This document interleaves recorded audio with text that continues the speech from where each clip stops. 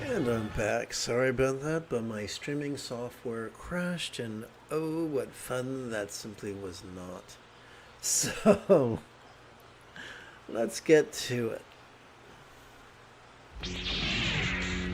I think it could be great fun this evening to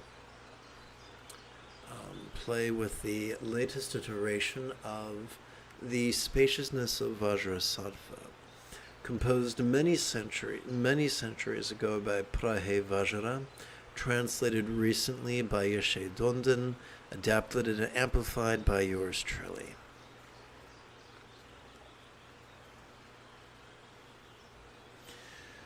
Please chant with me. Some meditators strive to put their minds into a thought-free state, thinking this gives them access to something subtle. They isolate themselves in lonely places. Examine closely, this seems to be a form of conceptual meditation. So, it is very popular in contemporary culture to try to practice thoughtlessness and meditation.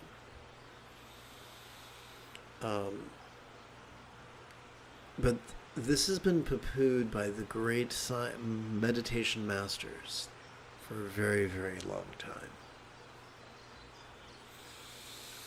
So now let us practice mindfulness meditation. Now, I'd like to show you first of 3 tricks I call hand jive, based on the song by Shauna Nana.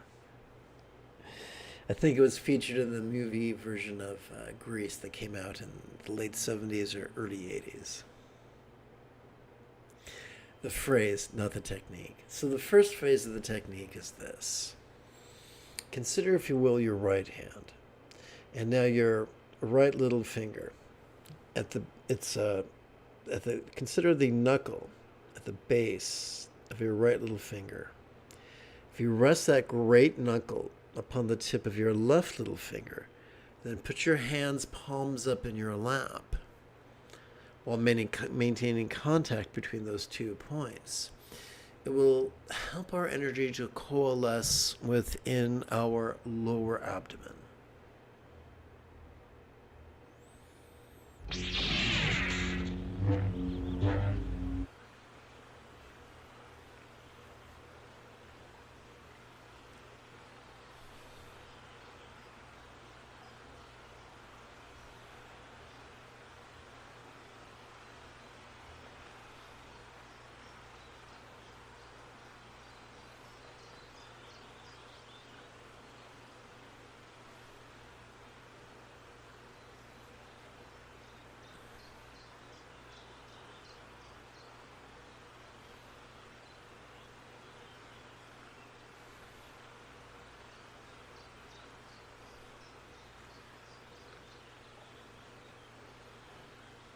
Oh, the phrase I was looking for before was mind blanking.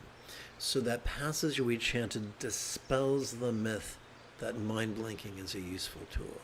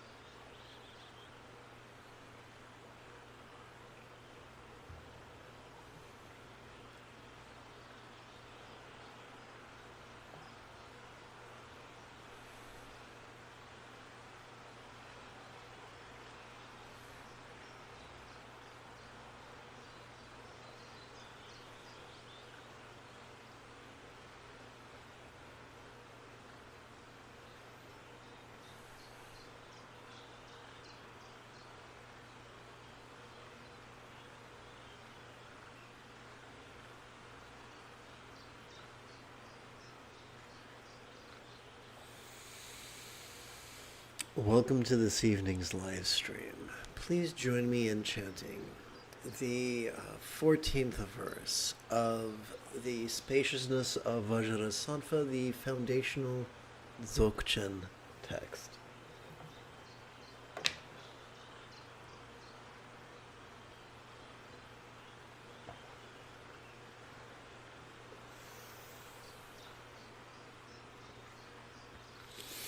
Together.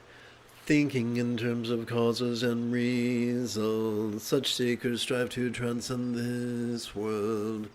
They reject the bad and accept the good, although the non-dual wisdom already transcends dualities like bad and good.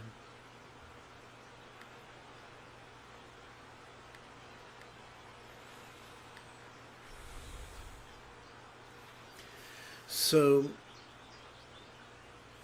let's talk about neuroscience.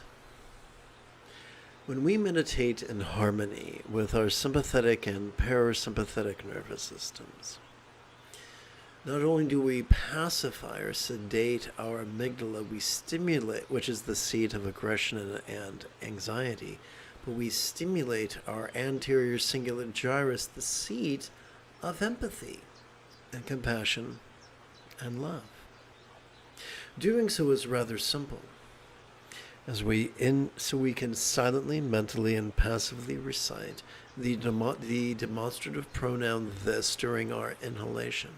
And as we do, we will find we're able to kick back and watch the antics of mind as it perceives, emotes, intends, reasons, recalls, and imagines, and does so vulnerably, passively, viscerally, randomly, and fleetingly.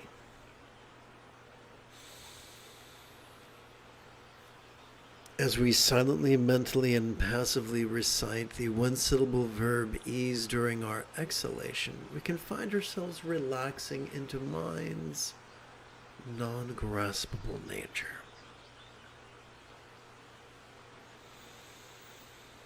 Now that we've got the mechanics of practicing mindfulness and meditation in harmony with our sympathetic and parasympathetic nervous systems, allow me to remind you what I mentioned a few moments ago.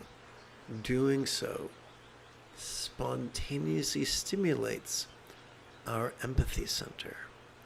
Therefore, we don't have to worry about what's wrong or right.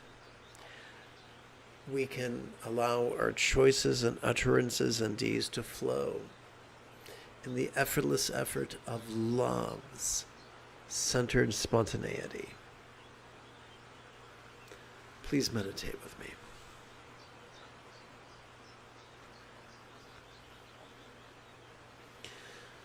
And while we do, whoopsie, wrong button. Here we go. Allow me to subject you to Jumbo Face.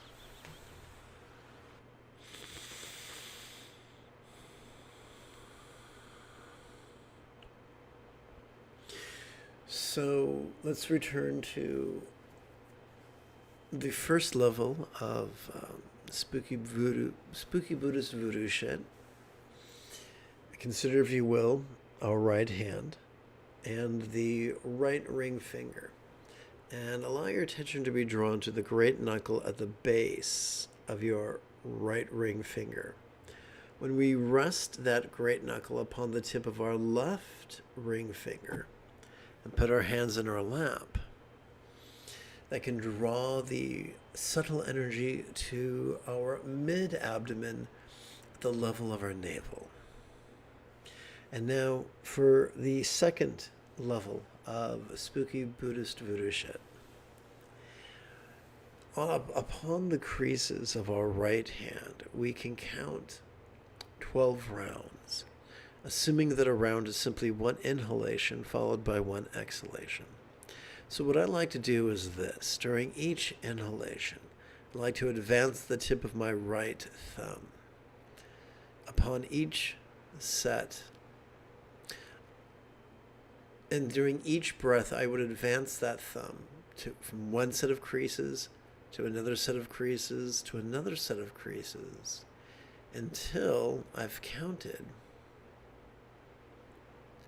7, 8, 9, 10, 11, 12.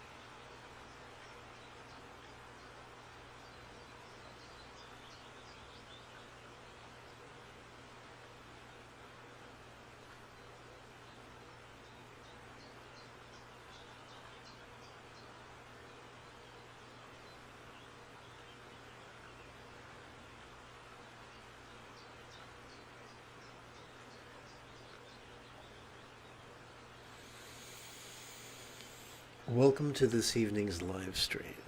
Oh, won't you please chant with me? Oops, I think there's a bit of a formatting error. Let me fix that.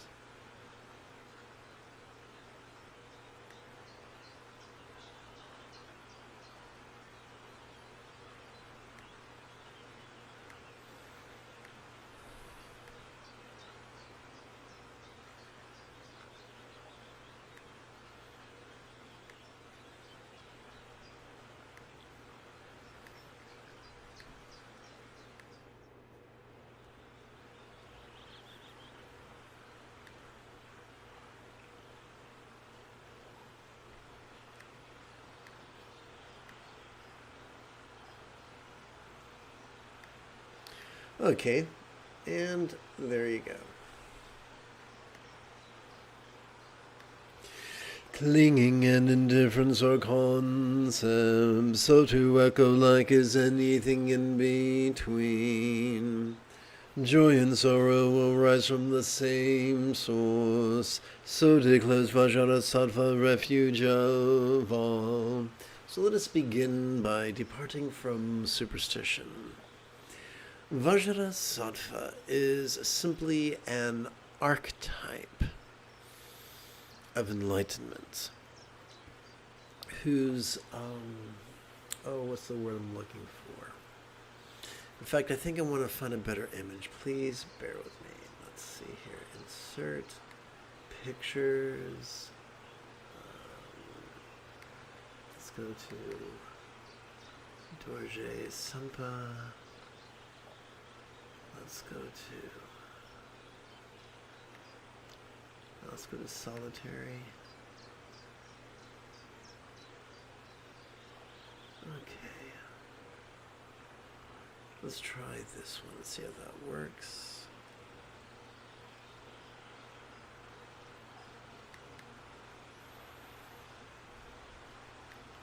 Let's hit wrap text, behind text, to the manual scroll.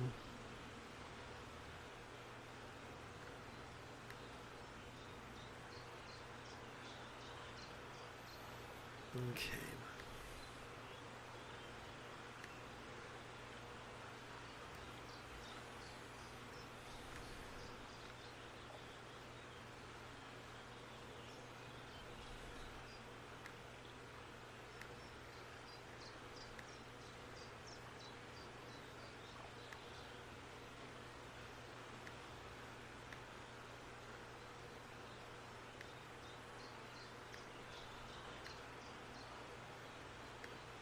All right, so Vajrasattva is simply an archetype, and here's how it works. The environment of Vajrasattva, so think of it this way. As we relax into our exhalation, whatever circumstance we notice could feel as if it was as non-graspable as the real or imagined paradise of Vajrasattva. As we relax into our exhalation, whatever body we noticed during our previous inhalation could feel as if it was as non-graspable as Vajrasattva's real or imagined body comprised only of light. As we relax into our exhalation, whatever experience, whatever experience of the interpersonal we might have perceived could begin to feel as if it was as non-graspable as Vajrasattva's real or imagined mantra comprised only of light, or his speech comprised only of light. And as we relax into our exhalation, whatever sense of mind we might have experienced during our previous inhalation could feel as if it was as non-graspable as Vajrasattva's one-syllable mantra comprised only of light. So, how is Vajrasattva the refuge of all? By bringing the four bases of mindfulness, the the circumstantial, the physical, the interpersonal, and the mental into the path of awareness and release, that is the ultimate refuge. So I've said all that to say this. That as whatever joy we notice, so as we relax into our exhalation, joy could feel quite empty. As we relax into our exhalation, whatever sorrow we noticed during our previous exhalation could also feel just as empty.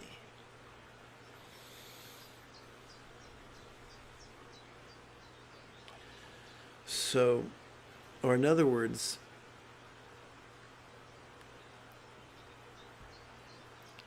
or to put it, I'm doing in reverse sequences, which is silly, but clinging and indifference are concepts. So we think of them as opposites, but they're both things that we do with our emotions. Greed and indifference are emotions, so they have that in common. They're both functions of the mind. So it doesn't mean they don't exist, but they have more in common than they have in different. We do not let go of them because of philosophical reasons, but because of physiological reasons. Because whatever we notice during our inhalation is released once we begin to exhale. So let's chant this one more time, and then go straight to practice. Clinging and indifference are concepts, so to echo like is anything in between. Joy and sorrow arise from the same source, so declares Vajrasattva, a refuge of all.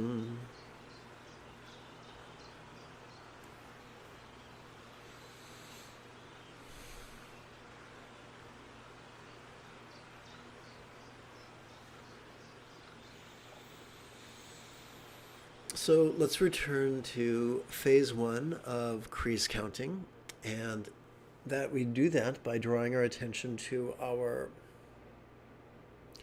right middle finger, specifically the great knuckle at the base of our right middle finger. When we touch the tip of our left middle finger to that great knuckle, we place our hands in our laps, palms up. That helps the energy, the subtle energy, to collect at our heart. We've already discussed the second phase of Bengali crease counting, which is counting 12 rounds on our right hand. Now let's come to phase 3 of Bengali crease counting, and that is counting sets of 12s. So we're counting 12 rounds on our right hand. Now we count those first set of 12 rounds, second set of 12 rounds, third set of 12 rounds, fourth set of 12 rounds, and so forth and so on. That's a lot going on. Give yourself permission to have a learning curve.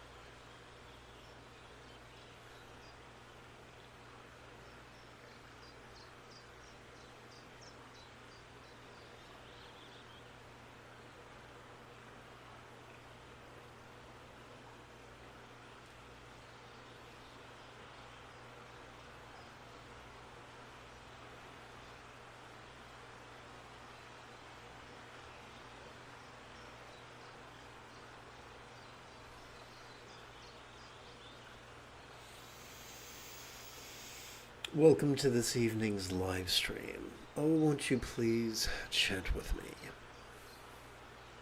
Oops, gotta check to make sure that the text is not obscured. Okay. Where else could aversion, attachment, and anger arise, except from the luminous energy of mind? Although our primal drives could feel dynamic as we observe them during our inhalation, yet when we relax into our exhalation, they could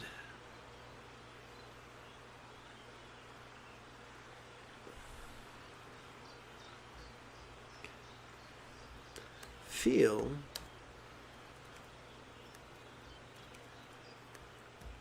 as non-graspable as light, as appearing yet as void as a Buddha's real or imagined Vati, pure land, or paradise of light.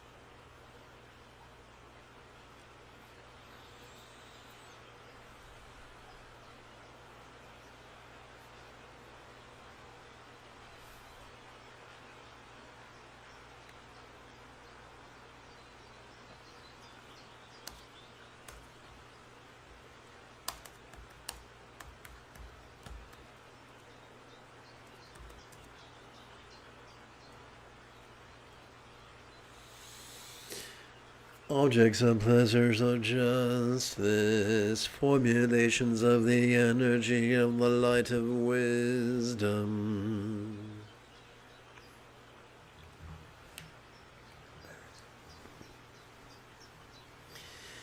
And likewise, as again we inhale, we could feel our longing for and rush of pleasure, yet the relaxation and release of each exhalation could reveal them to be as sensual yet void as a yidam or archetype of enlightenment comprised only of light.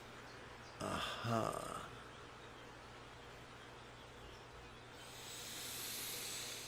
So, meditation in a nutshell.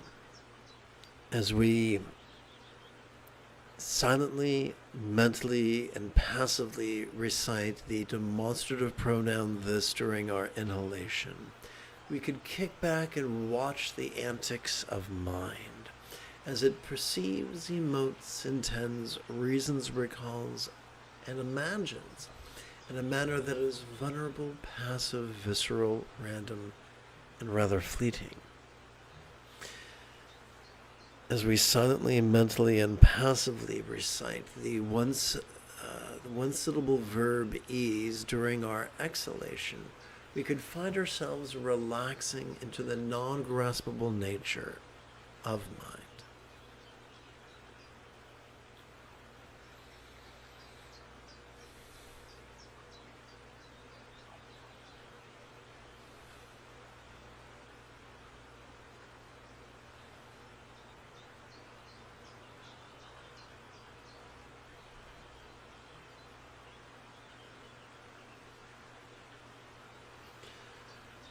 Now, let's talk about Buddhist hand jive for a minute. We're going to discuss it on 3 levels.